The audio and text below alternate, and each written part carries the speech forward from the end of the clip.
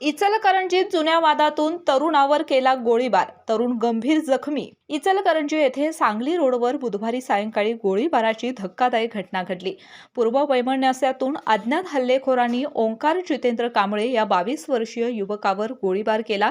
या घटनेमुळे परिसरात मोठी खळबळ उडाली आहे। मिळालेल्या माहितीनुसार प्रेम प्रकरणातून ओंकार कांबळे आणि हल्लेखोर यांच्यात 4 ऑक्टोबर 2025 रोजी जयसिंगपूर येथे वाद झाला होता। त्या प्रकरणात ओंकारसह काही जणांवर गुन्हा दाखल झाला होता आणि त्यांना अटकही करण्यात आली होती।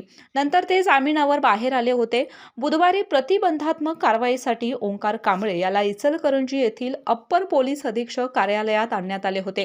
त्यावेळी काही जण आपल्यावर नजर ठेवून असल्याची माहिती त्याने पोलिसांना दिली होती।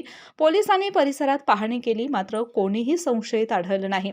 दरम्यान कारवाईची प्रक्रिया पूर्ण झाल्यानंतर ओंकार कांबळे आणि कॉन्स्टेबल जगदीश पाटील हे दुचाकीवरून जयसिंगपूरकडे निघाले होते।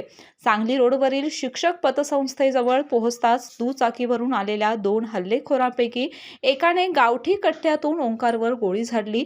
ही गोळी त्याच्या बरगडी आणि पोटाच्या मधोमध लागल्याने तो गंभीर जखमी झाला। घटनेनंतर हल्लेखोरांनी तेथून पलायन केलं।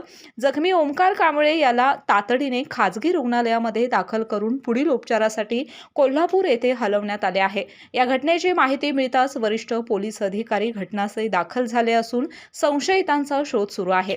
केके न्यूज साठी शिरोळ प्रतिनिधी कुणाल कांबळे। डॉक्टरांनी ऍडमिट होण्याचा सल्ला दिलाय, पण स्पेशल रूम परवडत नाही।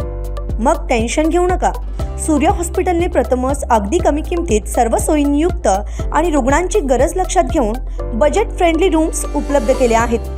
कॅशलेस सुविधांसह खिशाला परवडणाऱ्या किमतीत budget friendly economic special room. पत्ता कोंडावळ चौक, लक्ष्मीपुरी, कोल्हापूर। संपर्क 9822 63 54 69।